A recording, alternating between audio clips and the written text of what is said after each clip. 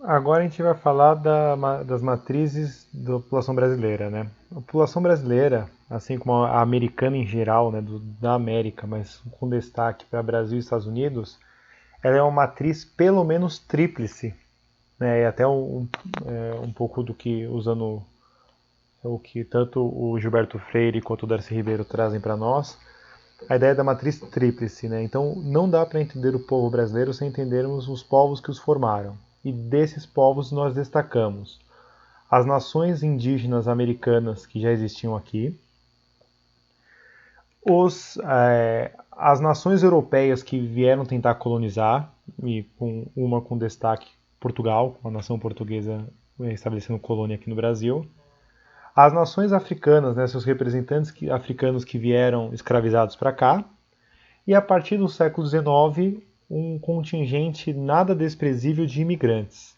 Né? Eu acho que quando nós analisamos matriz de população, as proximidades entre Brasil e Estados Unidos ficam até mais destacadas. Ainda que a nossa mestiçagem no Brasil, a miscigenação foi muito mais profunda que nos Estados Unidos. Então, começando pela primeira matriz, são o que a gente chama de índios americanos, né? Mas a gente vai usar a terminologia de nações ameríndias. Estima-se que no Brasil tivessem aproximadamente 4 milhões de nativos indígenas no Brasil quando os portugueses chegaram. E esses 4 milhões dividiam-se basicamente em 4 troncos linguísticos principais. Os tupis-guaranis, compostos ali na região do litoral por mais ou menos 20 nações, como se fossem, entre aspas, 20 países indígenas, quando os portugueses chegaram. Os macro-Gs, isso já na região de Planalto, também aproximadamente 20 nações. Os Aruacs na Amazônia, aproximadamente 25 nações. E os Caraíbas também na Amazônia, mas já indo em direção ao norte da América do Sul, em direção ao Caribe. Né?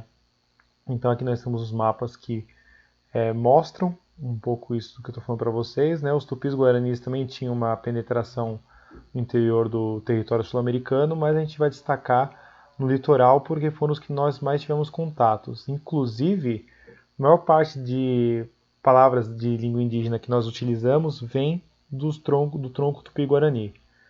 Aqui algumas das nações indígenas mais famosas, né? Goitacazes no Rio, Tamoios em São Paulo, né? Os Potiguaras no Rio Grande do Norte. Até hoje quem nasce no Rio Grande do Norte é Potiguar, que a gente fala, né?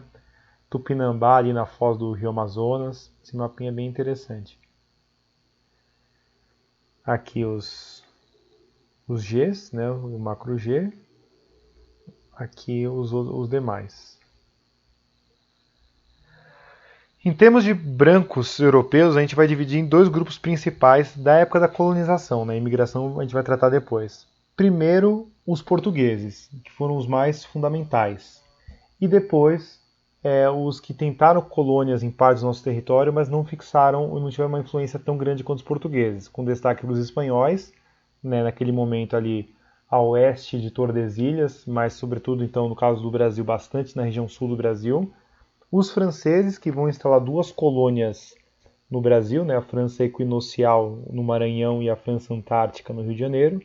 E os holandeses, que vai ter o Brasil holandês ali em Pernambuco, relacionado ao ciclo da cana. Eu gostaria de destacar o... Aqui, opa, deu um lag na imagem. Aqui a tabela que mostra a vinda de portugueses para o Brasil. Né? Nos primeiros 200 anos, 100 mil portugueses. Depois de 59 anos, ali no século 17 para 18, 600 mil portugueses, que mostra, acho que foi o auge, né, da vinda portuguesa para cá, ali relacionado ao fim do ciclo da cana, início do ciclo do ouro, totalizando aproximadamente 1 milhão um pouco menos de 1 milhão de portugueses que vieram. Ou seja, 4 milhões de indígenas quando os portugueses vieram, 1 milhão de brancos portugueses, um pouco menos, a gente não tem esses dados oficiais certinho, mas calcula-se um pouco menos de 1 milhão de portugueses que vieram para colonizar o Brasil.